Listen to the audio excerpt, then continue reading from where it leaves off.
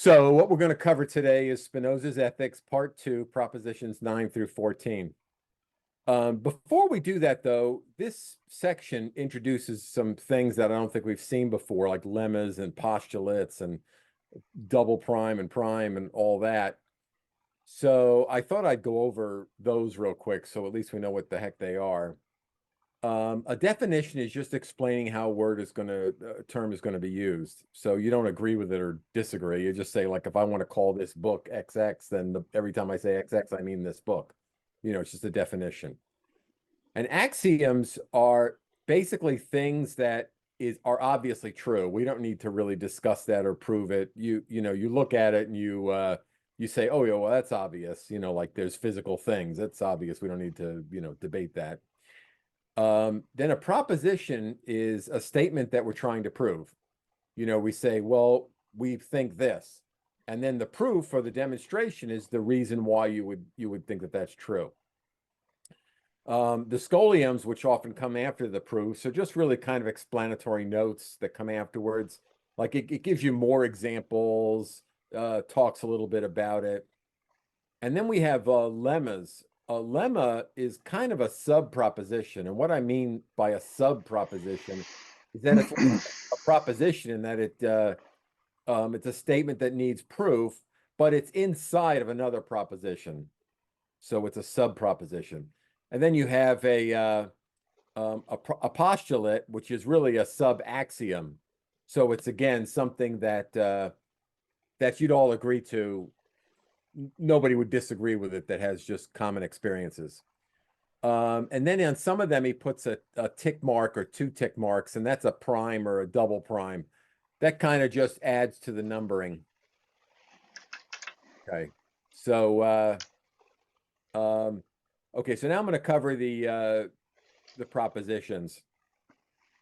First of all, globally, what these propositions have to do is he's kind of describing the nature of modes, both thought and extension, so that you learn more about what modes are. So that'll make sense as we go on. So the first one, E2P9, I'll read it. The idea of a singular thing which actually exists has God for a cause, not insofar as he is infinite, but insofar as he is considered to be affected by another idea of a singular thing which actually exists. And of this idea, God is also the cause, insofar as he is affected by another third, and then NS idea. NS is the Portuguese version of the ethics. I don't know exactly, maybe Patrick or Robert know, but the Portuguese version, was it written before he died, or was it converted afterwards? Well, actually, my recollection is that it's the Dutch version, Yeah, and it's the Dutch translation of the Latin version. So the Latin version was the original. Yeah. Okay. So what I'm wondering is when the Dutch version was created. After, well, of course, the Latin version wasn't published until after his death, and then the Dutch version came after that, I believe. My recollection. Yeah. Yeah, so when they say NS, they're just saying the Dutch version has the word idea in there. yeah. Sometimes the Dutch version can be a little bit. There's additions that I'm not sure what that Spinoza would have agreed to, but sometimes they try to clarify a point and add something, and it's not. I think you have to look at the excerpts from the NS with a little bit of caution. Yeah, well, that's the thing that I wonder is that was Spinoza himself involved in the Dutch version? No. Yeah. So anyway, so I'm going to try to now explain what that means in language a human being could understand. Individual modes under the attribute of thought, which is like individual ideas, are caused by prior modes under the attribute of thought, prior ideas, and not by God under the attribute of thought as a whole, infinite intellect. However, all of these prior causes are based on the infinite intellect. So what that's saying really is that each idea is caused by a prior idea and by a prior idea and so on and so forth. It's not caused by God globally. So but if you take the chain back, eventually it has God as its source. Okay, so that's kind of all he's saying. And this is you have something, Robert or No, Patrick? Alex has a question here. Okay, go ahead. Yeah, Go ahead, thanks, Al. guys. Yeah, something that strikes me here as interesting is, so even if an idea is caused by just another idea, he is still framing that in terms of God as a cause, but insofar as, and he's qualifying it. And I guess this is part of the picture where, of course, everything is in God. So even like a single idea, I guess he could still say that God is the cause, although in a kind of limited way, or maybe kind of a more derivative way, I guess. I would say that Is that a fair way the of putting it? limited or- modes, the chain of limited modes, right? Like, let's just say on the level of, let's just say under extension, the limited modes, there's efficient cause and effect, right? And it's an infinite chain. And it's only, at no point does that infinite chain arrive at an absolute cause in the form of God. It's simply in God insofar as everything in the world is in God. So, you know, it's an infinite chain of limited modes, efficient causation, it's necessary and everything, but you can only say it's God is ultimately the cause because God is the ultimate cause of the world, right? So that's what I would say. So Spinoza wouldn't say like God at some point thought the first idea and then the chain got started. It's like No. the chain just keeps going, Right, and because God we're is the all cause part in just a different way. yeah, we're all, you know, God is just the whole thing. So it's not like he started it and left, and then just there was a chain that followed after that. So all of the whole chain itself is inside God. It's part of God. Uh-huh. But it truly is an eternal sequence of causes and effects. So there would be, you wouldn't need someone like God to come along to get it started. All right. Okay. Thanks. Interesting. Okay.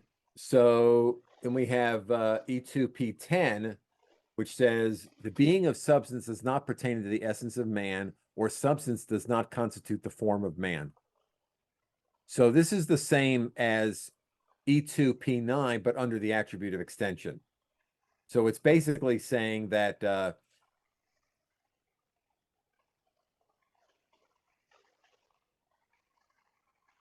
being of substance of man does not.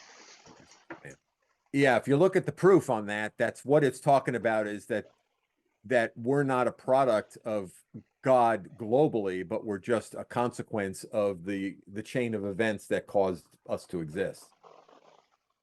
So it boils down to the same thing. Any questions there? Isn't he just repeating yet again the idea that man is not a substance, just a mode of substance? Yeah. Yeah. I mean, he does repeat himself a lot, and many times it's not necessary, I think, to linger on it if we recognize that he's already said this before. Yeah, he's trying to prove it to the nth degree. Yeah. Okay, so then E2P11. The first thing that constitutes the actual being of a human mind is nothing but the idea of a singular thing which actually exists. And so the way I'm describing it here is that the chain of events under the attribute of thought that culminate in human mind must begin with a real event. So it can't be like in your mind, you can imagine unicorns or whatever, but they can't start the chain of events. They can only be a product of it. But the real mind has to have started from a real event. Does that make sense?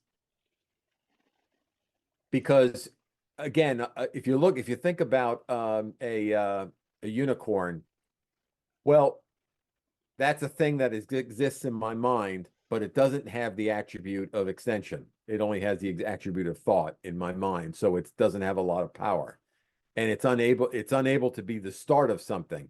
My mind or no mind could have began with that because you had to have something real to start it before it could create something that was fictitious. I wonder, Blake, if he's really talking about, when he's using the term first thing, if he's really talking about first in a sequence and not just the primary aspect. What he's working towards is proposition 13, where he's going to say that the object of the human mind is the human body, but here he hasn't yet specified when he talks about a singular thing. Oh, I see. So in other words, human body must exist before the mind can exist. Well, No, the mind is itself a collection of ideas, right? But viewed as a single idea, that's what I think he means by the first thing. That was my reading of it. It's just the first in order of being, not in. Well, no, I don't terms. think so. I that's, at least my reading is a bit different. What he's saying is, if you like, that what the mind really is the idea of a singular thing, and then he's going to tell us that singular thing is the human body. That's just the way I read it, rather than as I don't first think that in the what I'm saying sequence. is at odds with what you're saying. I'm just saying I that- understand. I understand that it's at odds with what Blake said. So it's not normal that we have different readings. But I don't think we need to linger on it. I'm just pointing out that my initial response was different. That's all.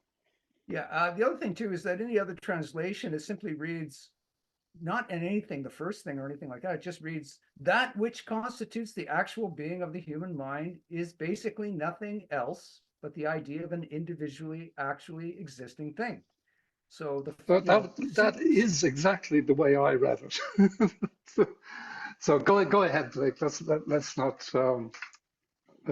spend any more time. Okay, I think. Parsing what about this. Anne? Anne has something to say. So without having the background that you guys had, I see Spinoza cited by a lot of empirical philosophers. And to me, I read this and I said, oh yeah, he thinks that everything starts from the body, and you have to have, it has to be in physical being. Thought has to be of a concrete physical object first, and then just what you were saying, then you can imagine from the basis of physical being. Yeah, that's pretty much what Patrick was saying, right, Patrick? Yes. Indeed, yeah. Mm-hmm. Okay, good. Okay, let's go to E2P12.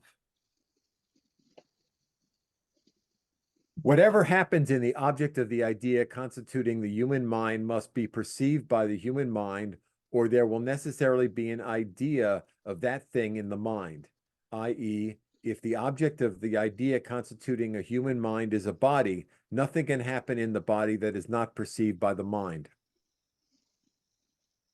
Okay, so the mind perceives changes in it that occur due to effects on caused by external objects. So basically what that's saying is that what the mind is perceiving is perceiving from external objects. These external objects are causing these changes in the mind. But isn't he saying a bit more here? Isn't he saying that anything that goes on in the body, the mind has an idea of that? It's a very strong statement that he's making. Yeah, I was going to go there with well, it raises a question in my mind, which I'd like to get back to at some point. Often, when we see the word idea, we tend to think of conscious ideas, but it's clear that we're not conscious of most of what goes on in the body. So I wonder exactly what Spinoza is getting at here. Is he saying that there are unconscious ideas in the mind of what's going on in the body? Which would make sense, but he doesn't seem to spell it out. Right. Well, he makes it clear earlier that that the mind's idea of the body is error prone, doesn't have a complete knowledge. No, but I'm specifically asking about conscious ideas. the distinction between conscious and unconscious ideas? Yeah, I don't think he really covers that. Well, I'm he not sure does. whether, Let me just explain why I'm raising the question, because I want us to look into this later. Eventually, he's going to say that the mind has an idea of itself, right? He defines it as the idea of the body, but he wants to be able to say that the mind has the idea of itself. That is to say that the mind is conscious of itself as the idea of the body. Get it? So there's a question in my mind: which ideas are conscious and which ideas are not conscious? Because an awful lot that he says about the idea of the body also applies to ideas of rocks. Okay, there is a question whether Spinoza is a panpsychist or not. And there's a question in my mind of whether Spinoza's God is conscious of himself or not. I don't know what the answer to that one is. Well, okay, if I may, I would say that for even the idea of a rock there's a subsequent idea, right? There's an idea for every idea. So even the idea of a rock has an idea of itself. But and that is a very interesting question, whether an infinite sequence of meta ideas, so to speak, will ever arrive at consciousness. So you could ask whether or not God has consciousness. But in this, I don't believe that Spinoza has to resort to anything like the notion of an unconscious. I think the Well, problem let me just ask you, Blake, in your reading of Spinoza, is God conscious of himself? Yes or no? not the way a human is, no. No, I don't think so. And presumably rocks are not conscious. But Well, I mean, it's possible to read Spinoza as saying that they are.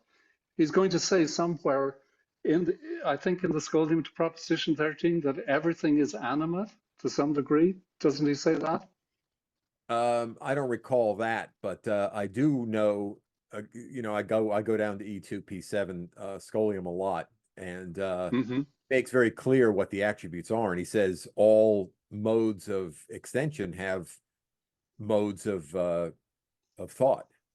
Ideas, yeah. And my question is, which of those ideas are conscious ideas and which are not? I don't know the answer to that. I'm just wondering if you have given it any thought. Yeah.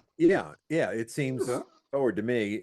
What's going on there is that what he's defining as thought is not human thought. It's just pattern.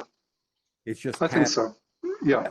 Because in that case, certainly a rock has a pattern to it, and the pattern and the rock are one and the same thing, looked at two different ways.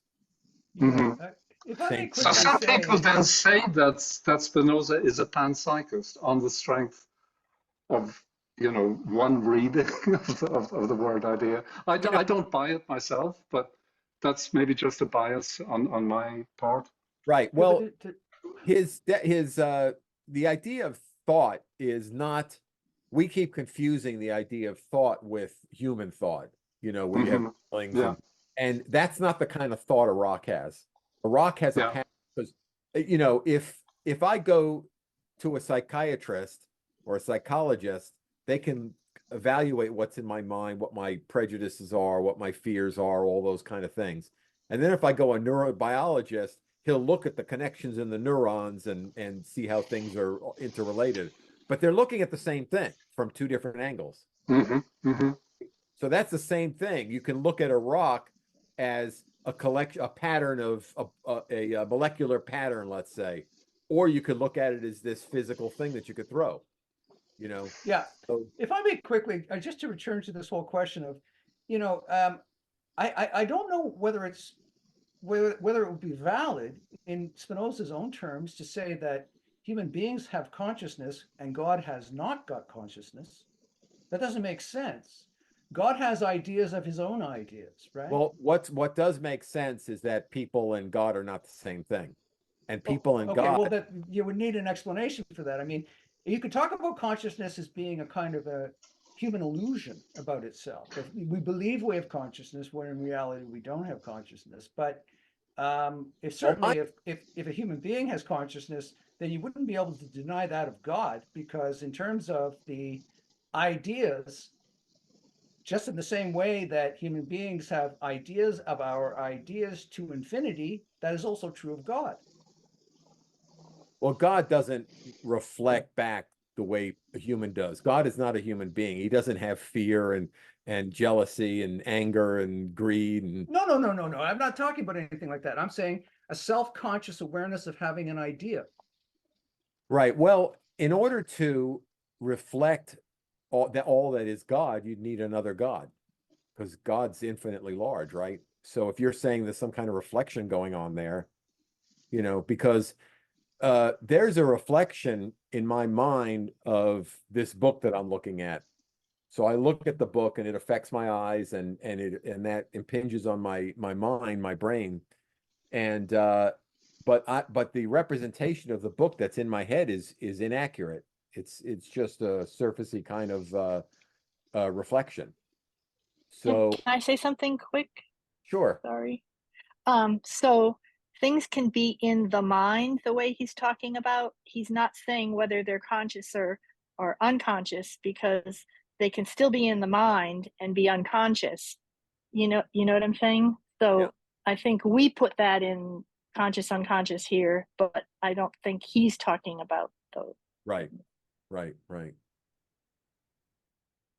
Go I ahead, think Nick. Nick and Alex were waiting to get in. Nick, why don't you just butt in when you feel the need to talk? I was going to ask a question, but Annie already anticipated that. So the question was for me, Freud was a guy who fully developed the idea of self-consciousness, unconsciousness. So the question was, at the time of Spinoza, was the concept of unconsciousness fully developed or not? Well, that's a good point, and probably not. But he does reject free will, saying that it's an illusion created by the fact that we are not conscious of the causes of our behavior. So we imagine that we behave as a result of an exercise of free will.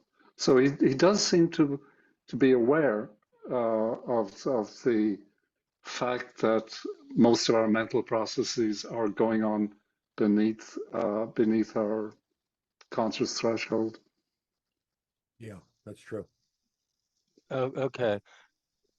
So, yeah, so he's somewhat aware, but not as fully articulated as Freud in terms of. Yeah, I think Schopenhauer was the first to actually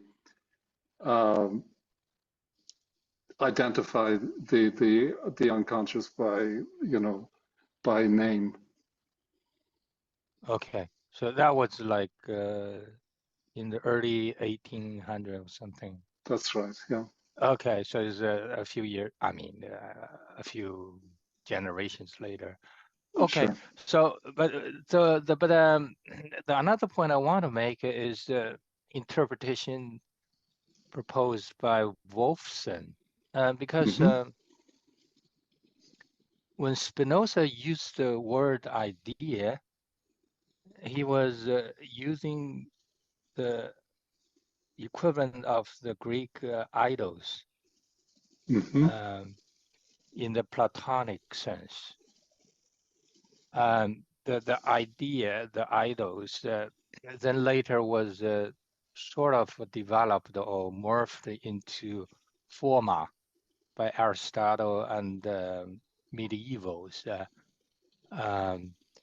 So in that sense, Spinoza was using this idea to reform to the totality of our mental faculty, including the emotional part of it, the vegetable part of it, the animal part of it, and the intellectual part of it. So the totality of our mental faculty. So that's idea. He used that word idea. That's But it's not. right. It's not what we today think of an idea, the Kantian sense. There's some conceptualization happening in our head, the idea. But it's really a term, a casual term, to refer to that mental faculty in its totality. And Yes, yes, indeed. here the reason, the way I understand the way he used this term is because he has the agenda. His agenda was to really to drive the conclusion that mind and body cannot be separate, right? Unlike Descartes or the others. That's right. So how do I reach that conclusion? I set this up, hocus pocus, all this kind of thing. And then, at the end of the day, I would say, okay, mind and body, they cannot be separate. I think that's the way I interpret the use of idea in that sense. If you look at the in the axioms at the beginning of book 2, I think it's the second or the third axiom, he basically spells out exactly what you've just said. Okay, that all mental activity for Spinoza is an idea together with an affective component. But so, for example, that affective component could be love or desire or volition. But for Spinoza, it's all primarily an idea or a representation, I think is the word that we would use. We'll eventually he's going to say that will and intellect are the same thing, that in fact, all volitions are just ideas together with affirmations of the content of the idea. So I guess it'll become clearer as we go along. Okay, Alex? Yeah, back on the question of consciousness you guys were talking about, I'm wondering if we may be able to explain what consciousness is for Spinoza in terms of complexity. I mean, that's one thing that comes to my mind. So, we know that every physical thing will have an idea kind of associated with it. Now, can we say the stone is thinking its own idea? And I suppose a panpsychist might say, well, very, very dimly, yes, but with such, and it's very dim because of the very low level of complexity of the being of a stone. But then you take the human brain and the human organism, and this staggering complexity that's there. Could that account for? Seems that maybe that can account for just the kind of the clarity and just the greater consciousness that those ideas kind of think themselves with, if that makes sense. That's absolutely correct, Alex. I mean, I think that Spinoza would account for the sort of complexity of our own minds because we have an extraordinarily complex body and we're open to sensation and all kinds of different things. The fact that a stone doesn't, other than, let's say, if you leave it out in the sun, it'll get warm, so it can be affected as a substance in that way.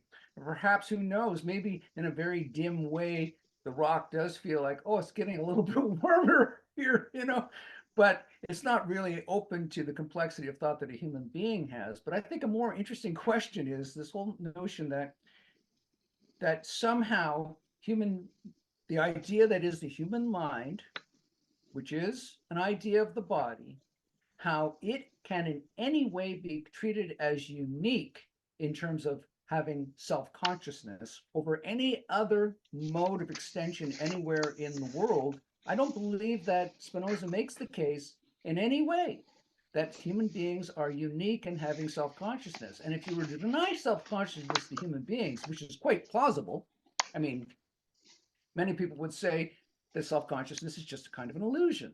Even our sense of identity is just kind of an illusion that is we create for ourselves. How do you? But if you were to deny, pardon? How do you define self-consciousness? Mind thinking itself, its idea of Well, itself that's as mind? that's absolutely the problem, you know, because clearly the self-consciousness cannot make an object of itself, right? The self-consciousness is an activity. It's like in the same way that sight, you cannot see seeing, you cannot see sight. It's the same in the same way. Consciousness cannot make an object of itself, and of course, you need an object in consciousness in order to have anything like the activity of consciousness to begin with, right? So, excuse me. So what I'm saying is that this assumption that human beings have self-consciousness is not, it's a big assumption to make at this point in the proceedings. Well, actually, this is really going to come to a head in Proposition 21, which we're not going to get to today, but let me just read it out in the Elwes translation. Okay, so remember, he's saying the mind is the idea of the body. Proposition 21 says, this idea of the mind is united to the mind in the same way as the mind is united to the body. So he does seem to be saying that the human mind is conscious of itself. And the question is this peculiar to human minds? Or does it apply to all ideas of modes of extension? It's not clear to me. But it is going to come to a head later on, Proposition 21. Okay, if I may, I think this idea about self-consciousness and minds is less mystical than we think. For example, if I have a rock and I push on the rock has no memory of that push. It doesn't really change the rock. Now, if I take some mud or I take some clay and I push on it, it has a memory because I've changed it. I've changed something about it. You see what I'm saying? And so the human mind is much more complex. So when we see things and feel things and hear things, they impinge on our mind and they change things inside of our mind, just like the clay. And so we reflect those changes in our head, and that's what thought is. That's what the perception is. And then if the self-perception is that I also am aware of my own thoughts. So there's the kind of recursive thing going on there. So I'm not only aware of things outside me, but I'm aware of things inside my body to a limited extent, but I'm also somewhat reflecting on my own thoughts. So if I see something, it impinges on my mind, and it doesn't just stop there. My mind then evaluates this impingement. Yeah. So the human mind has a capacity for memory, which rocks don't have, and I think Spinoza and his contemporaries, memory would have been the motor of identity, self-identity over time. So perhaps that explains it. But we're speculating here. Yeah, well, what I'm really trying to apply is just common sense to it. So you can see that, these are things you can't really disagree with. It's just you can see that's happening. And my mind is complex enough that it can do this self-reflection. And that's what we're calling. Now a rock doesn't self-reflect, and nor does the clay. Mm-hmm. So you can't make any impingement on the rock. But on the clay, you can have impingement, so it has kind of a memory of what was there. But it doesn't reflect back on that. But the human mind is much more complex. Even my cat has some limited form of reflection, where it understands its body and things like that. Blake, I don't think that you account for the ideas of ideas to infinity does not depend on the complexity of your mind, your brain. It's got nothing to do with the complexity of your brain. Complexity of your brain allows you to be affected in many different ways. And those effects are always represented under the attribute of thought in your idea. But all ideas for every idea, there is a sequence of meta ideas. And above those meta ideas is another sequence of ideas, and they go to infinity. But that doesn't necessarily allow for self-consciousness either. But you know, everything, a rock has an idea, is under the realm of under the attribute of thought, and there's an idea of that idea and an idea of that idea to infinity. But you don't say that a rock has self-consciousness. And the complexity of your brain, that only allows, your complexity of your body, I should say, only allows for an incredible variety of different effects that all have a representation in the idea that you have of your body. But that doesn't in any way provide a ground for self-consciousness. I mean, this whole question of self-consciousness is something that is not a simple matter. And if it's denied to if it's denied to God, then it certainly would have to be denied of human beings. I think that follows pretty clearly, right? Can I interject a simple way of understanding it? From an empiricist point of view, self-consciousness is the stories we tell ourselves about ourselves. That's the idea of the ideas that goes on till affinity, but it's put in English where you can understand it better. That's all. Yeah. Yeah. The important point is that it's a story. Yeah. So right. everyone can tell a story about themselves and give themselves an identity and everything else, you know, but whether or not it is something that has ontological realities is an entirely different matter. In other words, when we tell the story to ourselves, we're creating it could be treated as simply as a subjective illusion that we create for ourselves, right? Okay, let me get to E2P13. The object of the idea constituting the human mind is the body, or a certain mode of extension which actually exists and nothing else. So one possible interpretation of this is that, and this is something that's pretty interesting, because we think that we've talked to people and we've been on Zoom meetings and we've touched this and experienced that and all these other things. But the truth is that our mind has only ever experienced our body, nothing else. It has never experienced anything. Because when I look at something and I say, oh, I see that thing, well, your brain isn't seeing anything. Your brain is just getting a signal from your eyes, from your body. When you touch something, you're not getting you're not feeling something directly. You're basically, impinging on your skin, and your skin is sending signals to your brain. So your brain's only experiencing your body. You see? So the object of the idea constituting the human mind is the body. So everything in it is just about the body.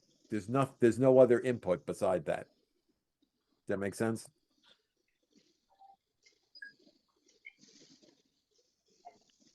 Okay, I guess I'll continue. Do you Now, want us to say yes? Yes, it makes sense. thank you. So now I put a little line here to show that there's a little bit of a break here. He's kind of going into a new section. So E2 axiom 1 prime. All bodies either move or at rest. So that's pretty, like, nobody would disagree with that. A body's either moving or not moving. Simple. Okay, axiom 2, each body moves now more slowly and now more quickly. So what these just basically saying is that bodies can change speed. It can move faster or slower. Okay, then lemma 1, bodies are distinguished one from another by reason of motion and rest, speed and slowness, and not by reason of substance. This is really, really interesting, and it's contrary to common sense, but once you think about it, you realize that your common sense was wrong. Because we think, oh, that's obviously this and that's obviously that, but really what you're distinguishing from it is the motion and rest. And I think I gave an example before about a car and a steering wheel. The whole thing is your car because it all moves together. But if you take the steering wheel off and put it on the side, well, now it's not part of your car anymore because they're moving at different places. One moves here and the other one moves there. They're not moving together anymore. So if you weren't distinguishing them from motion and rest, how they move together, how else could you possibly say, yes, that's my car, or that's this wave, or whatever? It's all about motion and rest. It's not the way we think in common sense way of thinking about it is, oh, that's just obvious this thing. But you're differentiating it not because of it moving together. And that's just a little contrary to common sense, but it's obviously true once you think about it. Make sense? So common sense have says a question. things have physical boundaries, and he's saying things actually have velocity boundaries, Right. motion boundaries. It's not physical properties. It's not, because if I'm sitting at my desk, just because I'm touching my chair doesn't mean the chair is part of me. But when I get up and move, the chair doesn't move with me. It's not part of me. You see, it moves separately. So it's not Well, really. how are these different than Newton's? How is this different from Newton's law of mechanics? And why does he say move slower, move faster when he could say it accelerates? No. He's not talking about acceleration. What he's talking about is that the individual things can move at different rates. He's not talking about acceleration. I mean, to get to from one speed to another, you have to accelerate or decelerate. Yeah, but he's not involving an acceleration idea here. He's just saying that objects can move at different speeds. They can change their speed. That's all he's saying. He goes in further to the Newtonian idea in Lemma 3. Oh, okay, because I was going to say the move or at rest sounds very Newtonian. Say that again? I was going to say that all bodies either move or are at rest sounds very Newtonian to me. Yeah, which is what he says there. He says they distinguish one from another based on motion or speed or rest. Okay, so Lemma 2, all bodies agree in certain things. So obviously all physical bodies are under the same attribute. So they're going to agree on certain things. So so that's obviously true. Now, if we look at Lemma 3, a body which moves or is at rest must be determined to motion or rest by another body, which also has been determined in motion and rest by another, and that again by another, and so on to infinity. So that's basically Newton's first law of motion, which is an object will remain at rest or in uniform motion in a straight line unless acted upon by an external force. I saw relativity in here. What's that? So I saw relativity in here. A body moves relative to another body. Yeah, okay. Okay, axiom 1 double prime. So this is something we would all agree with. All modes by which a body is affected by another body follow both from the nature of the body affected and at the same time from the nature of the affecting body, so that one and the same body may be moved differently according to differences in the nature of the bodies moving it. And conversely, different bodies may be moved differently by one and the same body. So he's basically just saying that when two bodies interact, the way that they react can be in various ways depending on the circumstances. You know, how much force, what they're made of, what their weight is, all those kind of things, their mass. So that's obviously true. Okay, axiom 2 double prime. When a body in motion strikes against another which is at rest and cannot give way, then it is reflected so that it continues to move, and the angle of the line of the reflected motion with the surface of the body at rest which it strikes against will be equal to the angle which the line at the incident motion makes with the same surface. He's just basically talking about reflection, ricochet, you know, where one object hits, if it doesn't move, it'll ricochet off and go in another direction. And it depends on what the angles are, the relative angles. So it's just pretty common sense. Okay, so now he has a definition,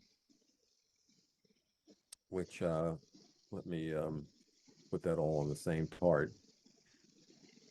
Okay, so he has a definition here, and he says when a number of bodies, whether of the same or different size, are so constructed by other bodies that they lie upon another, or if they move, whether with the same degree or different degrees of speed, that they communicate their motion to each other in a certain fixed manner, we shall say that okay, this is the thing that he's defining. Those bodies are united with one another, and that they are together compose one body or individual, which distinguishes from the other by the union of bodies. So basically, you could have a bunch of bodies that are joined together and they're moving together, and they can be distinguished from another because you can pull them apart. Let me read this again. Makes sense. Yeah. Okay. So Well, the now, sense that I get here, just a quick point on this, and what you Blake had talked about earlier with the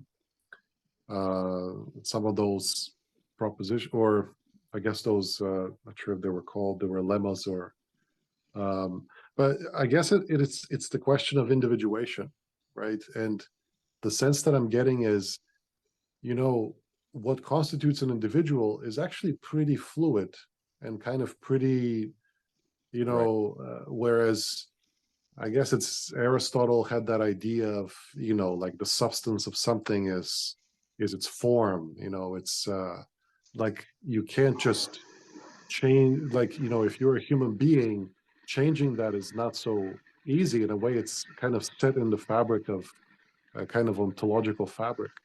And I can see Spinoza, you know, being maybe pretty open to this kind of, you know, cyborg movements and transhumanism and such, where, well, you know what, if I add a part to me and it moves with me, even more if it functions with me somehow, then that's just a part of me now.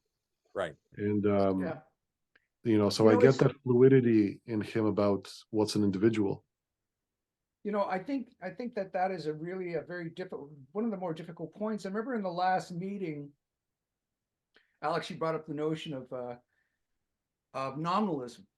And at first I thought, I'm sorry that I dismissed it. I seemed to dismiss it out of hand, because at the time, what I was pressing, the argument that I was pressing was that there were essences that would constitute the being of a human being, let's say.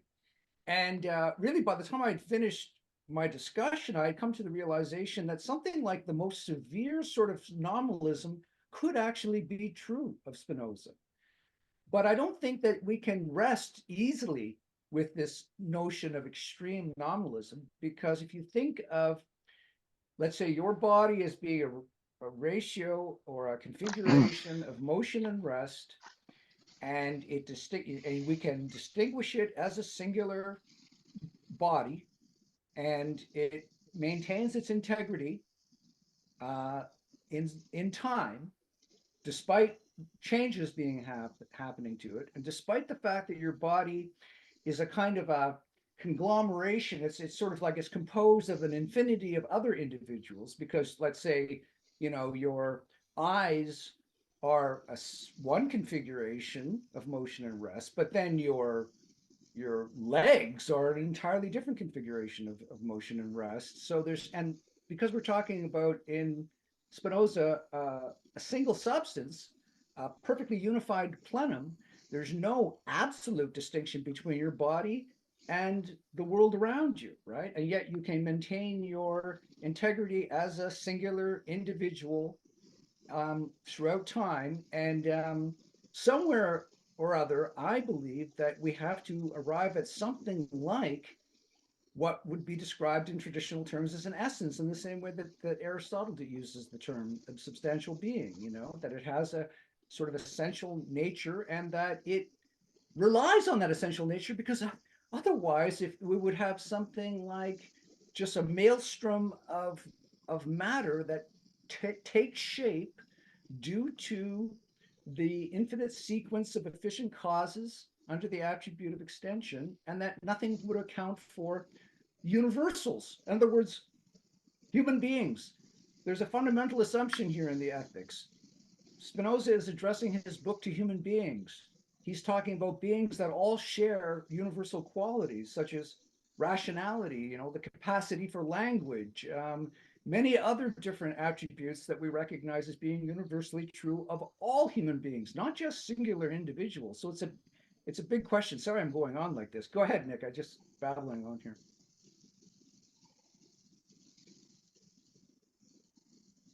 Yeah, thanks, Blake. Clearly from this definition, there's a lot of reference to multiple bodies, multiple stuff. And actually, right before this definition, there's a transitional paragraph in the text that he says that, okay, that's enough for simplest bodies. Now let's turn to, let's move up to composite bodies. So here, before we get into more detailed discussions, I want to understand what's the significance of a simple versus composite bodies. Well, I Can guess somebody define body in Spinoza's views? It's a mode under the attribute of extension. That's in book 2. He modes under the attribute of extension. He refers to them almost always as bodies, things, including human bodies. Spinoza's saying that if you have something that you can identify as a singular body, right? That is a finite mode under the attribute of extension. And what it ultimately is it's composed fundamentally of a ratio or a configuration of motion and rest within extension, within space. There's a configuration of motion and rest, and it maintains itself in such a way, it maintains its integrity so that it can be recognized as a singular body in the world. Did that answer your question? Yeah, but I guess what's sort of underneath this line of questioning is whether, in Spinoza's mind, we are unitary selves or not. I'm inclined to think we're not, but this will only come clear much later. For me, when he says body, I think of like a sphere, because I'm thinking very geometrically right now, and I'm just thinking of one sphere, another sphere attaches to it. But I mean, I don't know. I think the definition of the body really puts. Well, I think what's going on here way. is that initially he's describing simple bodies like billiard balls. Now he wants to describe composite bodies. He's only just started in the definition that Blake did. We need to read the following axiom. And eventually he's going to talk about societies of bodies. That is, so I think the whole picture will only become clear by the time we have read through this section. That makes sense. We shouldn't jump ahead. Nick, you have a question? Yeah. So what is the? Can anybody give an example of a composite body? Or a human body. Let Blake. So what would be the example of a simple body? To all these questions. Sorry. So what would be an example of a simple body? A billiard ball. Yeah, a billiard ball. Something that's doesn't have a lot of parts. It's all uniform, Like a sphere. Yeah, I don't think that you could ever find anything like a simple, absolutely simple body in Spinoza, because the substance is infinitely divisible. Substance is infinitely divisible. So there's no point in time where you would reach something that you could say, I found something that is fundamentally simple and can be treated as an individual. I think that, when you talk about simple bodies, Spinoza will never ever talk about something that's absolutely simple, because that would imply something like an atom, and there are no atoms. The only singular body that you could find in Spinoza is the substance itself. That is one singular thing, substance itself, one perfectly unified being. Yeah, I'd buy all that. I propose that we move on and find out what Spinoza was actually talking about with these bodies. Okay. Let me see where we are. So are we over here? As the parts of an individual or composite body lie upon one another over a larger or smaller surface, so they can be forced to change their position with more or less difficulty, and consequently, the more or less they will be difficult to bringing it about that the individual changes its shape, and therefore the bodies whose parts lie upon one another over a large surface I shall call hard. Those whose parts lie upon another over a small surface I shall call soft. And finally, those whose parts are in motion I shall call fluid. So he's talking about the relationship of the parts. If they're solid, in other words, like I have a watch here, and the different parts are they all move together. It's a solid piece. Whereas you might have something like something that moves internally. Well, I guess the watch moves internally, but it'll be a softer relationship between the two. Let's say a bag of ice or something, you know. And then if the thing is in motion, then it's just in motion. You know, the parts are not in a solid relationship with each other. So really, he's just defining parts here. He's not, I mean, he's defining terms here, which he's talking about the hard and the fluid and the soft. So it's pretty straightforward and not really debatable. Okay, lemma 4. If of a body or an individual which is composed of a number of bodies, some are removed and the same time as the others of the same nature take their place, the body or the individual will retain its nature as before without any change of its form. So the way I summarized that was, if you replace the parts of an object, it's still the same object. In other words, if I go and have some a kidney replacement, and so they put a new kidney in me, I'm still Blake. I'm still the same guy. So you can change the parts inside. If you have a ship, you know, a big boat, a ship, and you replace some boards on it, it's still the same. It's still the same ship. And that's actually a thing that goes back to the times of Plato and Socrates. Yeah, and the question that immediately rises in my mind is, how is it that an individual retains its form? Like, why does the individual, like in the case of a human body, we know that molecules are constantly being assimilated into our being, our form, and then also being discarded.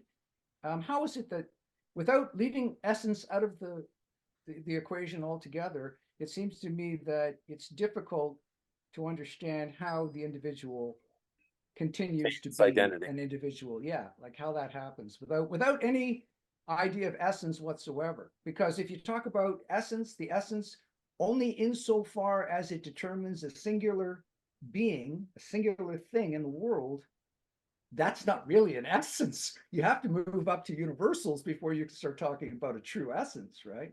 A true essence cannot just determine a singular individual. That wouldn't qualify as an essence. I mean, Well, how do you define identity? Spinoza uses the term singular essence all the time, the essence of a singular thing. But I'm just saying that, you know, the way that essence, the term is usually, the concept is usually understood, it wouldn't work. But how would you relate essence to identity? I mean, I feel like you could define identity as essence, or you could define identity in like a lot of different ways, which would... Well, you can use them as equivalent terms in what we're speaking about now. They're almost equivalent terms. Right. Well, for Spinoza, essence means something else, but that's way at a different spot. But a lot of it is just a convention, and not necessarily a truth, because the truth is there's just one substance. And so for convenience, I want to be able to identify a steak from a poison. You know, I want to be able to identify different things. And so I learn about their properties and use the ones that are good for me and avoid the ones that are bad for me. You know, in terms of individual, like for example, if someone goes through an IED and loses their arms, and then they get some fake arms. It's still George. It's still my friend George, you know. So I guess if enough of him changes, eventually it becomes something else. So I guess it depends on. Like if you replace his brain, Right, then it would if probably you be. replace his brain, yeah, then he would be somebody else. Yeah, because then that's the part that is so major about him. It has all his memories and his personality and things like that. So if you change the brain, I don't think you'd call him the same person. I think that because the person's brain is more significant than his arms. You know, that more uniquely identifies the person than his arms or his legs or anything like that.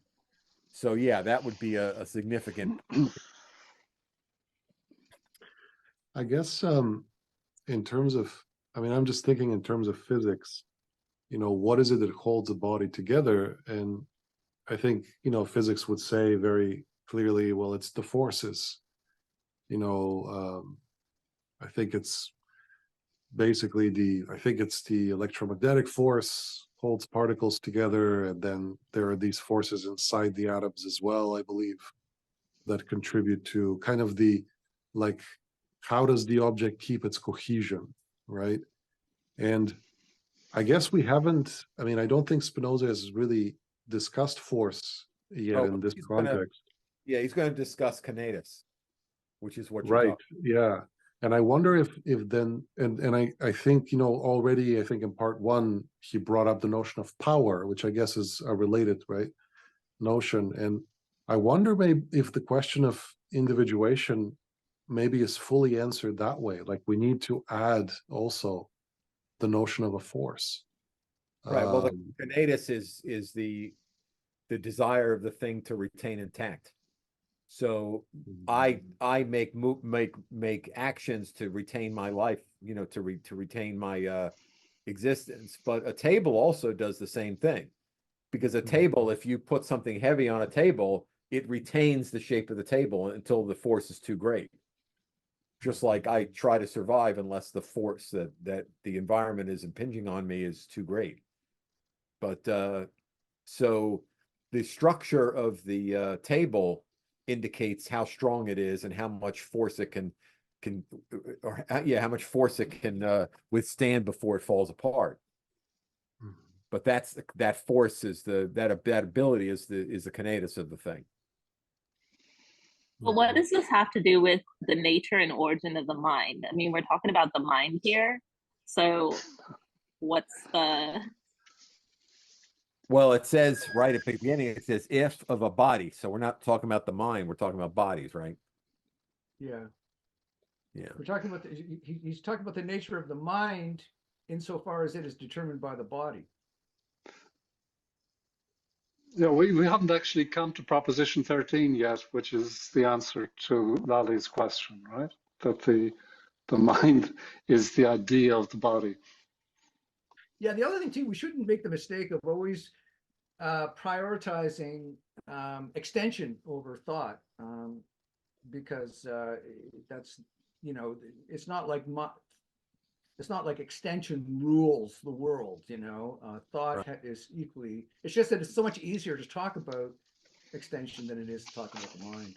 Right. Well, I think they should get extra even weight because the extension is somewhat part of the importance, you know, being the title of the book and like where he's going, the conclusions that he's trying to make. So I think both should be addressed. Yeah. Could I just make a point? It goes back to what Alex had brought up about the force, and also About the what? force. Uh-huh. Force and separation. So my thoughts are, you know, the separation, it's all one substance, but the separation of what's out there with what's in here, so that the form stays together, the body stays together. And I know that Locke has said that in his notion of substance is also the notion of power. So he sort of agrees with Spinoza if that's where he's going with this. And, you know, in order to understand that, though, we still have to have a correct notion of how each entity contributes to the what it's getting from, you know, other things in the environment, and that type of thing. So I guess it's a matter of, like you said, an important point example is the ship of Theseus. You know, how many boards can you take out of the ship before it's no longer the ship of Theseus? And what if you take them out and take them to a museum and build another ship? Is it still the ship of Theseus? If you disassemble it. So I'm thinking of a couple things along this line. What's out there in the environment is, one might say, it's also a part of what's in here. And even if the mind is an idea, I'm kind of accepting that for the moment, so that I can think about the body for the moment and how it keeps its form. And I guess Hume would agree that it's the, just wanted to add that he thinks it's a matter of force and power. So that goes back to physics. Okay. In the case of Conatus, it is a very peculiar thing because physics rules. I mean, there are absolute laws of physics, efficient causality under the attribute of extension, but conatus is something that is a little bit unusual. You know, it is something that seems, it's one of the very few wrinkles you find in Spinoza where conatus, whether that could be treated as a kind of, we'll put it this way, I think that the essence of every singular thing, if we speak about the essence of a singular thing, that essence always has the ability to express itself in almost the same way that God has existence as part of his essence and therefore brings himself into being. The essence of a singular thing has something called conatus, and it's almost like part of the essence of any singular thing to try to bring its essence into being in the same way that God does, obviously effortlessly. And that effort to bring itself into being is not something that can be treated simply as efficient causality. So there's just a tiny little bit of a wrinkle there. I've never really understood how conatus can be correlated or made perfectly consistent with efficient causality altogether. Do you have something, Nick?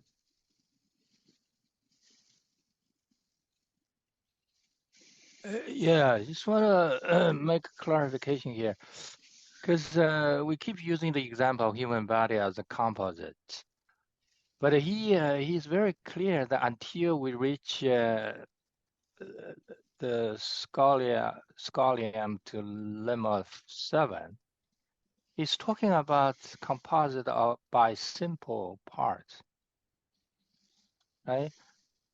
And that is not the human body. So I keep asking this example, what would we think of example of composite that is made up of similar parts, you know, simplest parts? My car is made up of a whole bunch of different parts, and they all move together, so we call it a car. But they're all different parts. There's the steering wheel, there's the engine, there's the pistons, there's the radiator. You know, there's a whole bunch of different parts, and they're quite different parts, right? So that's something.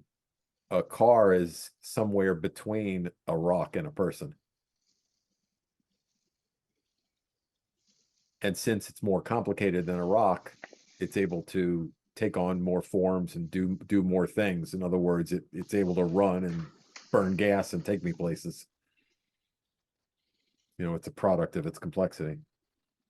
So a human body is made up of parts because you can distinguish parts like eyes, lungs, legs, hands, those are smaller parts. And you never ever reach anything like an absolutely unified foundational part because everything can be divided to infinity in Spinoza. So it doesn't matter how small you get, it can always be divided into more parts. So Blake, is water a composite? Yeah, hydrogen and oxygen. Which is like Well, I Rob- mean, okay, Yeah. instead of scientifically, 2 buckets of water put together, are they composite or not? No, I think you're just adding more of the same to it. If you put the 2 buckets together to form one large bucket, it's just more water. So all level of complexity, you never get down to completely simple, but a bunch of water is a lot simpler than a dog, right? The dog is much more complex how it's constructed, how it works. Yeah, so here's my puzzle. I mean, Robert keeps saying that Spinoza thinks that substance is infinitely divisible. But here in the text, he's saying, at least the English translation of the text says, composite of simplest body. So what is this simplest body referred Where to? does it say the word simplest? Okay, so I'm looking at the Curly. Yeah, this is Curly. PDF 499. PDF 499. Yeah, PDF 4. There's a figure right in the middle, right below the middle. This will be sufficient concerning the simplest bodies. Yeah. Blah, blah, blah. Now let's move up to composite bodies. Okay, well, simplest bodies is like water because it's all uniform, right? So you're just getting more of the same. Whereas my automobile or a human being, they're more complicated. They have different parts that operate differently and look different, but not water. If I take a piece of water here and a piece of water there, I have the same thing, right? Nick, my reading of that distinction is that the simplest bodies are those which can be completely described by Newton's law of motion, the first law, the principle of inertia. That's all he has to say about the simplest bodies. And then he moves on to composite bodies, which are made up of smaller bodies, some hard, some soft, some fluid. So it's at this point that he introduces the idea of ratios or proportions of motion and rest. So he needs a new level of description at this stage. Yeah, so is he basically saying that humans are simple bodies? No, I think he would say the human skull is a simple body, but when you put the brain in the skull, you have a composite body. Let me try this again. Despite the fact that he's talking about simplest bodies and individuals and things like that, that in no way suggests that in Spinoza you will ever find anything equivalent to an atom, for example. That never happens. So when he says simplest body, he just means relative to the complexity of a human being with organs and eyes and all the different qualities that you can attribute to a human being. You can have things that are relatively simple parts, but you'll never ever reach anything like an absolutely unified, simple body in Spinoza. That doesn't Right. You could think of a simple body as just something that's uniform like water. It's just the same. There's nothing complicated about it. It's H2O throughout, it's not because my body is not H2O is not one thing all throughout, same thing as my automobile, so the simpler body is a body of water, which is all the same thing. Okay. So Yeah, so just last comment on what Patrick said.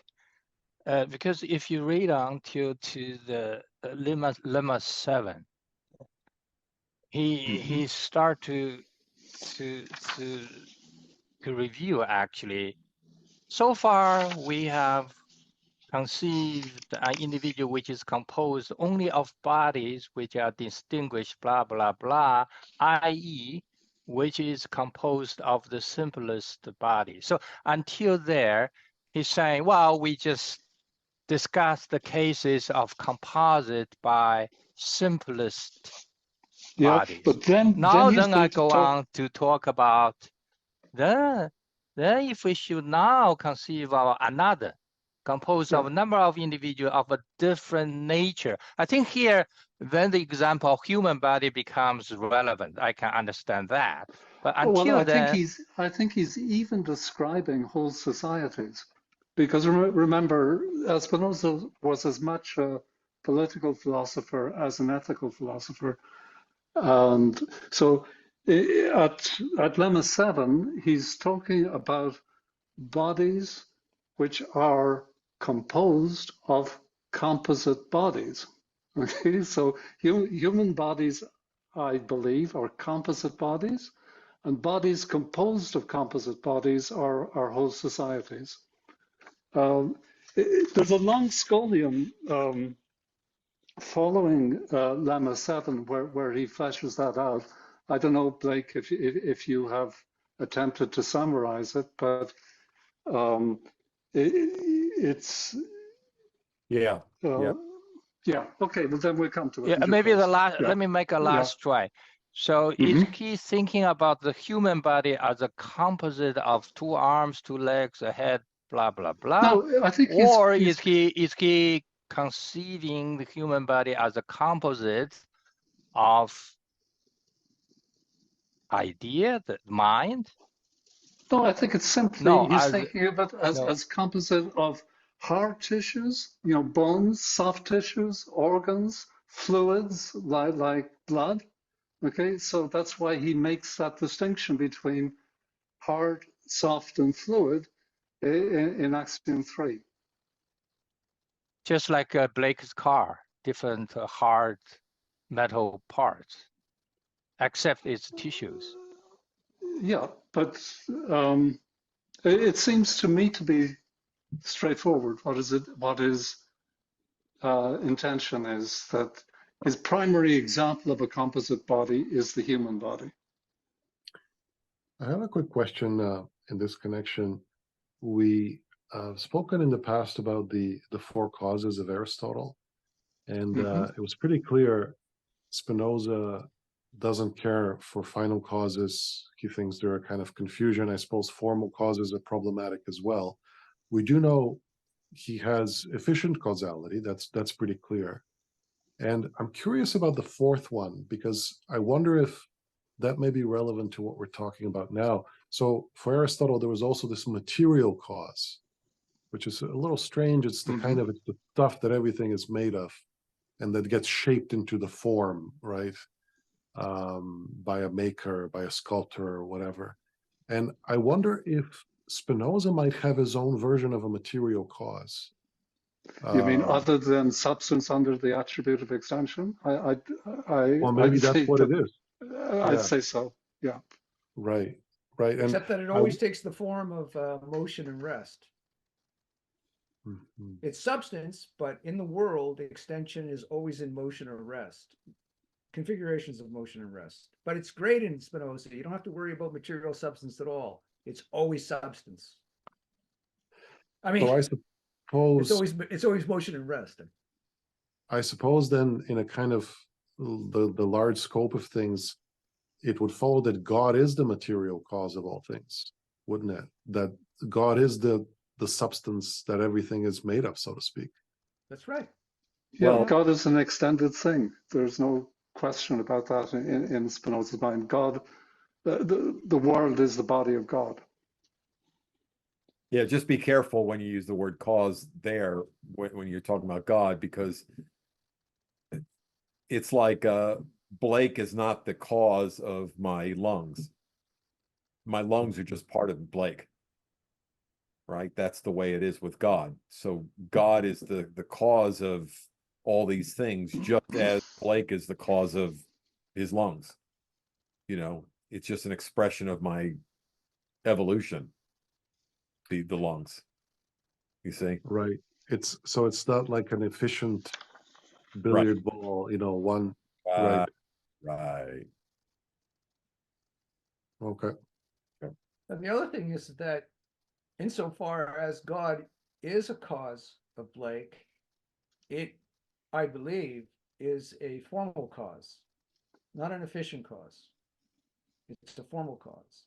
So formal cause is something that you'll hear me talk about endlessly, because I think it's almost insane to talk about Spinoza without taking formal cause into consideration. God himself, his essence, part of his essence is existence.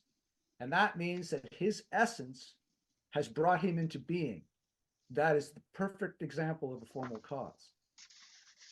So formal cause is something that I think we're going to realize eventually, that it's, despite the fact that there's a kind of a tradition that is established in Spinoza commentary where, oh, formal cause, boo-hoo. It just doesn't even begin to make any kind of sense whatsoever if you leave formal cause out of the equation. So I'll just leave it at that. Okay, let me go to lemma 5 here. The parts composing an individual become greater or less, but in each a proportion that they all keep the same ratio of motion and rest to each other as before, then the individual will likewise retain its nature as before without any change of form. So let me read that again.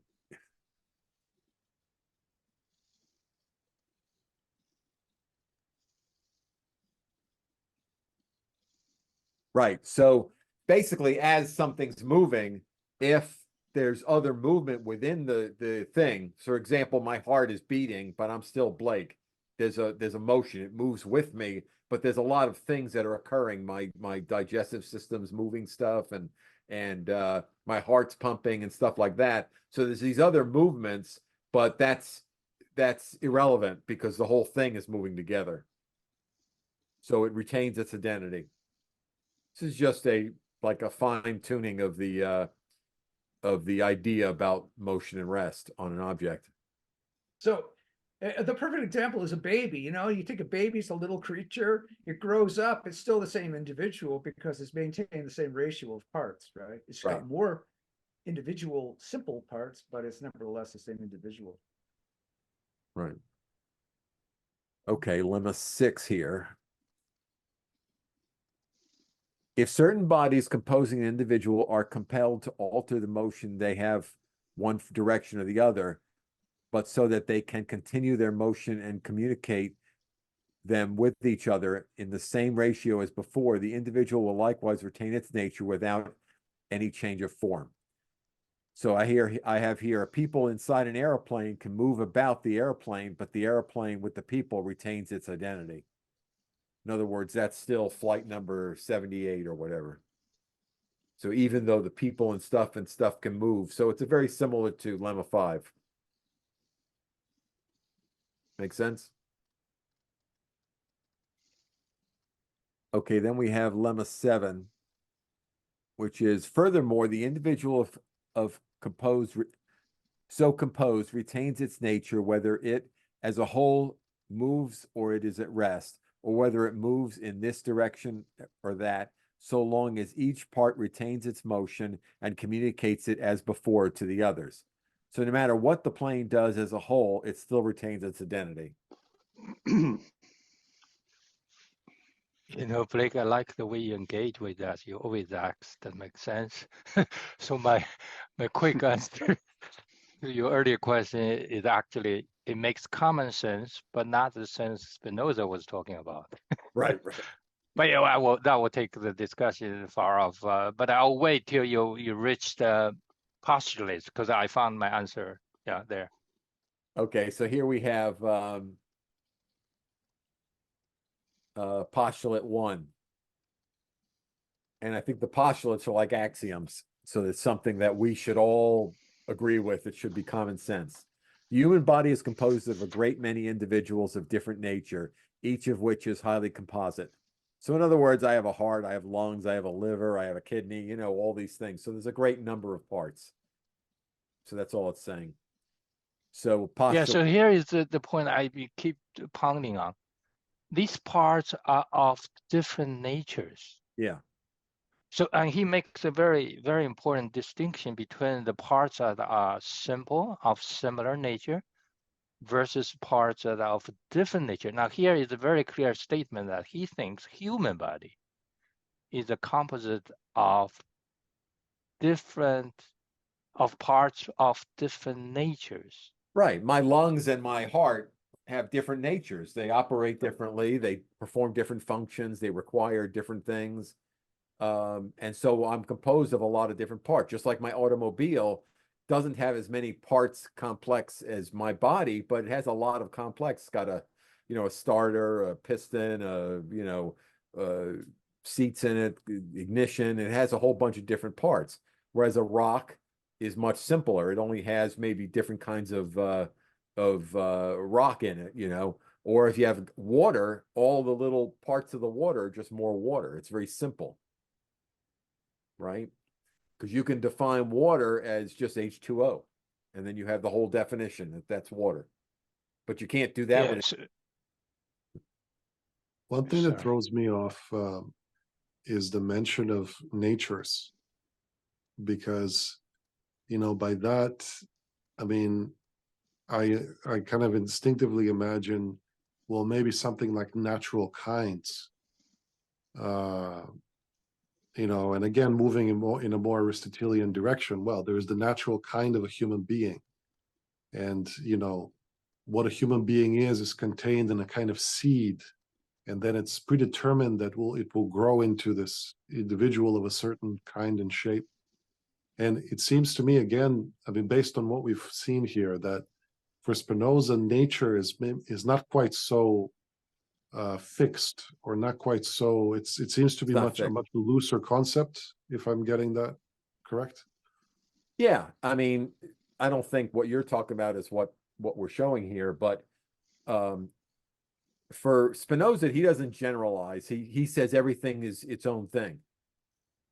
So that the idea that all people are, of the human race or whatever, that's something that's convenient for us. But each individual stands on its own for Spinoza. He doesn't have like like Plato has the ideals and stuff like that. He doesn't have anything like that. But nature, when he uses the word nature, it is almost equivalent with essence. There's your heart. There's something essential about the form of your heart as opposed to the form of your lungs, right? Right. So they have essence and natures often can be read as synonymous in regardless of what your stance on essences may be. Essence and nature are equivalent terms, basically. Depends on the context, of course. Okay. Yeah, I guess what I mean is, it does seem, and I think, Blake, that's what you were saying, and maybe Rob, you also before, that there's some degree of convention to what we take to be a nature, because it kind of seems like, the way individuals are formed just by parts coming together in a kind of contiguity, or maybe held together by a force. It lacks that, like a different account of human nature again would be, well, the human essence is kind of preformed, and all the individual humans, well, they develop in a kind of the image of that essence, and none of that is here in Spinoza, I don't think, right? It's No ideals. Yeah, Each individual is independent, and for various reasons, we all have similarities, but we're still individuals. right. And I guess to explain, because somebody might ask, okay, then why are all humans basically the same in form? And I guess Spinoza would say, well, they come out of the same causal process. Why are peaches the same? Yeah, are we getting into occasions here? I mean, you have the individual entity, but we were discussing earlier about, societies. That's what they were. Maybe Alex, is because we're from the same society. So I thought we were coming to this society, but where is that located? There's a long scholium after proposition or lemma 7, which I don't see it on Blake's summary. Because It's before the postulates, after lemma 7. Sorry. I just thought that sort of is interwoven with this idea that Alex mentioned. It's a good point. Let me just read a passage from that scholium where he says, "We may conceive the whole of nature as one individual whose parts, that is, all bodies, vary in infinite ways without any change in the individual as a whole." He's saying that the picture that he's sketching can be scaled up all the way. There are hierarchies of individuality, I guess, from the level of, say, unicellular individual cells to organs to bodies to societies, and eventually to the whole of nature. This picture seems to extend all the way. Mm-hmm. So everything is in. Okay, so this is the next question then. If everything extends all the way from the smallest level to throughout the universe, how does Spinoza address the interrelationship specifically between these different individual well, I think he would say, I mean, I'm just putting words in his mouth, that individual cells got together to form composite bodies because that was to their advantage. It better enabled them to persist in being. The thing that's driving this whole process is the conatus, which we'll come to in the next book. That's the endeavor to persist in being. So he would say that people get together to form societies rather than live in a state of nature because it enables them to better flourish. Okay, So, all right, so that's a good reason why all the individual parts come together throughout the universe, but do they interrelate? well, they come together through a process of mutual aid. I mean, we live in societies rather than in the wild because it's so much more advantageous to us to do that. So it's because I was thinking of everything in the universe. I wasn't just thinking of humans, but well, he thinks of the universe as a single organic being. Does and I know he doesn't speak of atoms, but does the individual entity A, is it affected by B, and are B and A affected by C? That's my question. Well, in societies, we obviously are. There are hundreds of people that we interact with all of the time, and we depend on those interactions for our survival.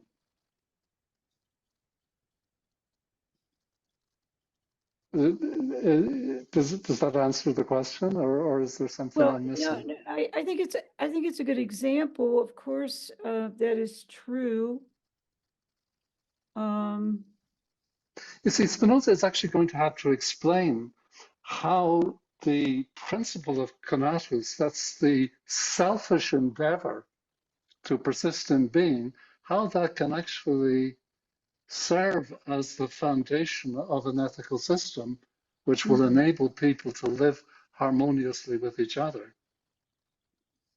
Okay, all right. Also conatus plays the role to justify the endeavor for a being to persist in its being.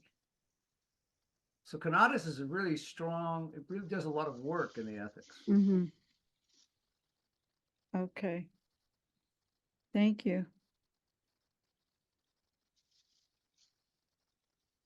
Let's see, yes, Nick? Yeah, just follow up on Patrick's reading of the Scholia. So it's very, very good that now we understand Spinoza has a hierarchy that will extend all the way to the nature itself. But looking at the other end, the starting point, and this is where I hope to get a bit more clarity. Because if you read the Curly's text of this Scholia, the second paragraph from bottom up, but if we could further conceive a third kind of individual, so this is where my hook on this whole discussion. He has in mind three kinds of bodies. One is the simple, then the last one is composed of different parts of different nature, and then in the middle is a composite of the parts of similar nature, of same nature. So, I mean, Patrick's point makes it clear that this hierarchy could extend all the way to the very end, meaning that the whole nature could be viewed as a composite. But it's really the cutoff between the second and the third kind of composite that I'm trying to get a bit better understanding. So the car, that's a composite of third kind. A human man is clearly an example of the third kind. Is Blake's car the example of a third or the second type of composite? Parts. It's second? just the same complexity as a person, but it's still complex. Okay, so I'm still missing the example of the second type of composite. Right. So the second kind is a group made up of the same kind of parts, right? So might that be water? Because each water molecule is the same as the other one, and you just get more and more of them.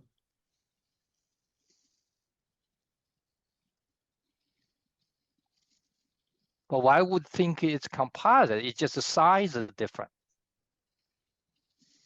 Why is it the composite? It's Well, a simple because it's stuff. made up of all these different molecules, right? Scientifically, yes. But is that what the Spinoza and the medievals were thinking about when they talk about simple versus composite? Let me see if I can make another example.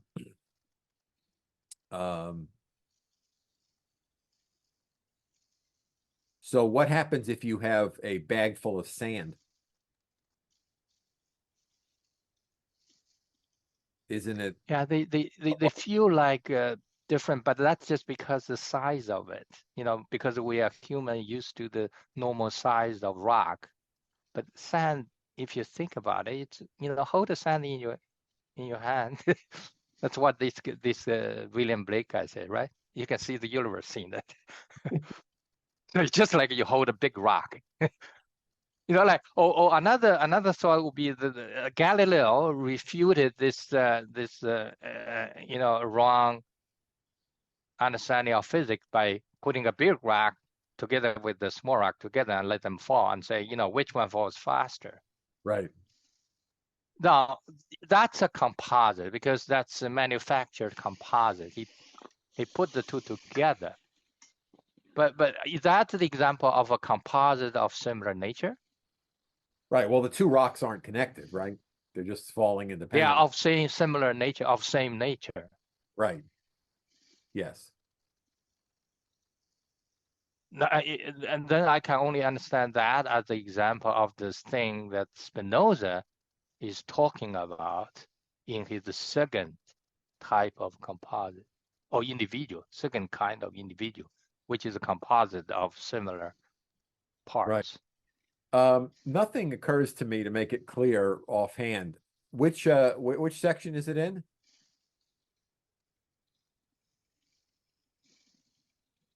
Where does he I talk? was reading off the Scholia from the Lemma 7.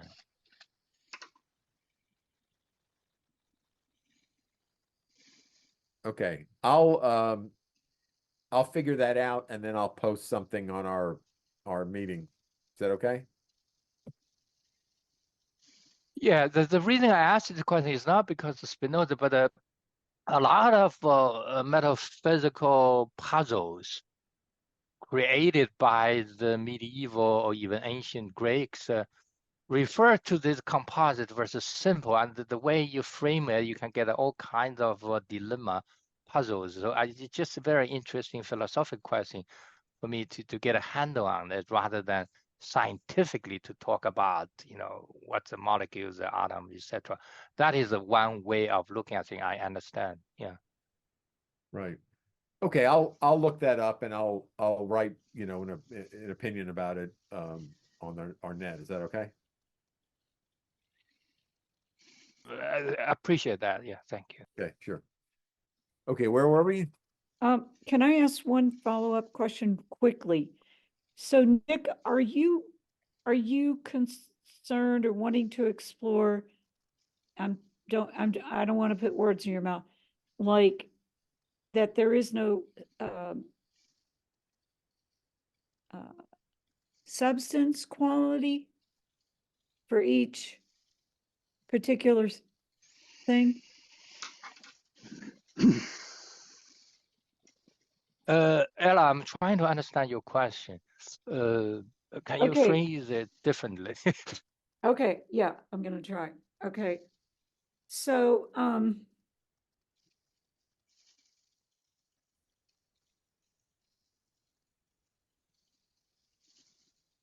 okay, so, and maybe, it was Alex too. So Alex, if you have anything to add or question about this, but it's like, it seems like the substances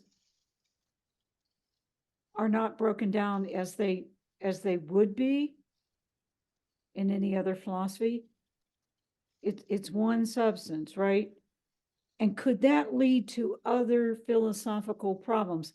Again, staying away from the science, because the substances are not broken down. Yeah, I think I got you, Ella, on the gist of the question. Yes, I think the answer to your question is yes, because see, science has a way of understanding reality. And I think, me included, most people would subscribe to that. Yes, but that's just physical. Yeah, it helps us to understand what's going on in the daily life. But for me, I want to understand philosophically, how these issues are framed, rather than try to resolve the conflict of a scientific explanation versus a metaphysical. They will be conflict from time to time, but philosophically, how these guys, Spinoza included, think about it. And one of the big issues is one versus many. And the one versus many as a fundamental philosophical issue has many, many manifestations. So one of the manifestations of that issue is this simple versus composite. Mm-hmm. And of course, I want to fully understand how Spinoza put his gloss, his way of framing it, in order to understand him with the background that many other philosophers always thought about this. Some reached a similar conclusion, some reached a different conclusion. So that is the overall drive, motivation to have a better, more subtle, refined understanding of this particular issue. Yeah. Well, he does talk about how substances will reach like different levels of substances. But I mean, that I'm not clear about, since they're all the same substance. So like how you can have higher levels if they're not differentiated. Well, one sense that I'm getting from the discussion is,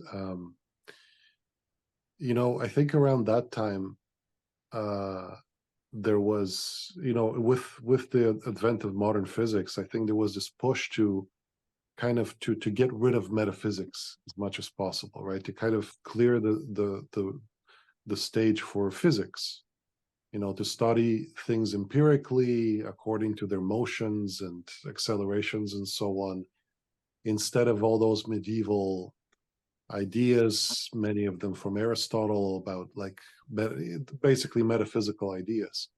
But I'm getting an interesting sense in Spinoza that it's as if, I don't know if this is the best way of putting it, but it's as if physics and metaphysics kind of collapse onto one another. Yeah. And you know, we spoke, I mean, some meetings ago about this modal collapse, right, between necessity, actuality, and possibility. And it's almost like something like that is happening with motion and metaphysics as well, right? With the physical and the metaphysical, it's as if they're like one thing, one level. And I think that's absolutely true. I think that's absolutely true. There is Mhm. nothing really, of course, we know there's nothing supernatural in Spinoza, and everything that you can think of in terms of traditional metaphysics that would sort of transcend the natural order, it just doesn't. There's nothing. There's no reality to that whatsoever for Spinoza. That's just all human fantasy, you know. So certainly, I think that there's a passage in. Let me see if I can quickly find it where I won't be able to find it, but Spinoza makes the point that, you know, at one time we were all subject to fantasies, but now we have modern physics, and that can be reduced to mathematics, and mathematics are absolutely certain. And so we can use this now to know the absolute truth of the nature of the world because we have physics. And that's all there is to it. That's really, he rests his entire argument on that. I think it's in the appendix actually to, yeah, it's actually in the appendix here. And he reads, it reads,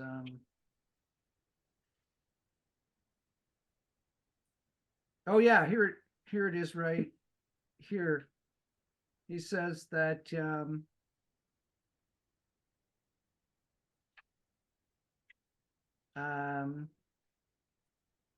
sorry, I thought I found it, but I can't find it. well, you know what else is interesting? I mean, on the same line, right? I mean, we wouldn't want to call him a kind of just a physicalist. That doesn't seem right. You know, like there are these kind of eliminative physicalists that, you know, metaphysics is just a whole bunch of, you know, garbage we should leave behind.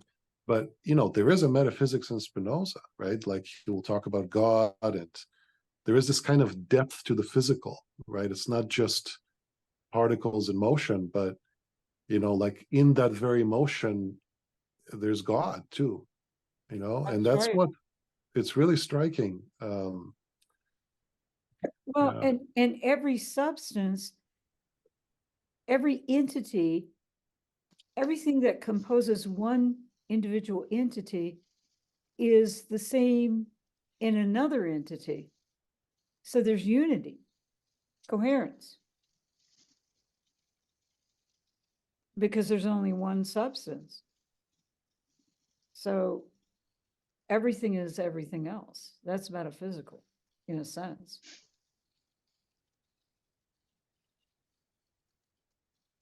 I mean, that is a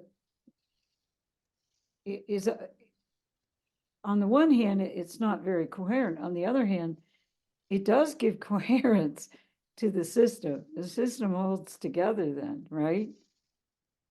If everything is a part of everything else, and yeah. Okay. I forgot which postulate we left off with. Does anybody remember?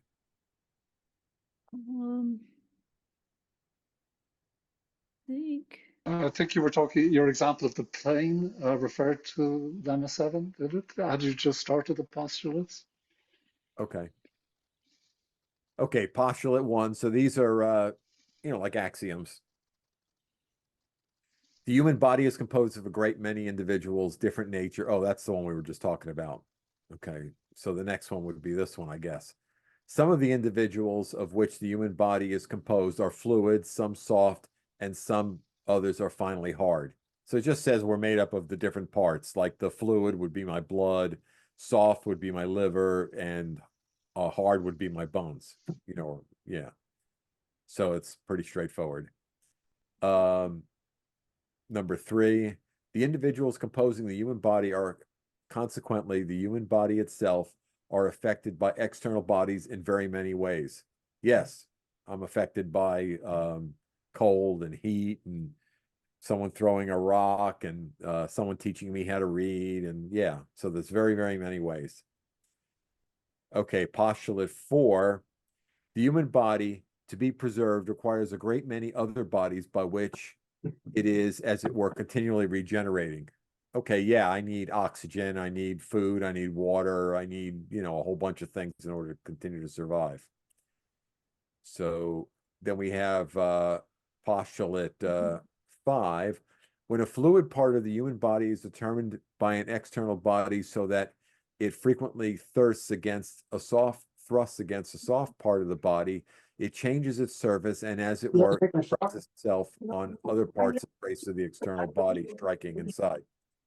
So it's just talking about the internal interaction of the various parts within my body and how they affect each other. So that's pretty straightforward.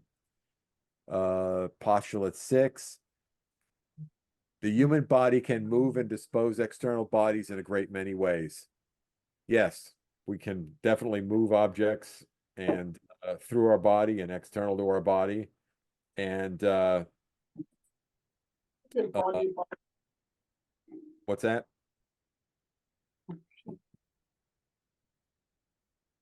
So that's straight. That wasn't anybody, like somebody was just talking in the background. Oh, okay. Okay, so now we have proposition 14. The human mind is capable of perceiving a great many things, and it is the more capable, the more its body can be disposed in a great many ways. So the functioning of the body is the product of its complexity. The human mind is capable of perceiving a great many things because we have the most complex mind. And so therefore it has the most complex capability, the widest capability. It's not unlimited capability, but it's much more than any other thing in the universe or on Earth, let's say. That we can represent more states in our brain than any other creature in here. And that's all it's saying, is that we it's a function of the complexity. And since we have the most complex mind, we're able to do more things. Does that make sense? Yeah, it's great. Keep Yeah. going. That's good. the last proposition. Good. Yeah. That's it. And of course, implicitly, all of this stuff carries over to the human mind under the isomorphism between the body and the mind. So I think that's really the right perspective to take on all of this, because he didn't have the, if you like, the scientific language to talk about the human mind in similar anatomical terms, but he wants us to understand that the human mind is broken down in the same way into sub individuals, just as the body is. So in fact, the next 20 or so propositions are going to deal with the human mind as the idea of the body.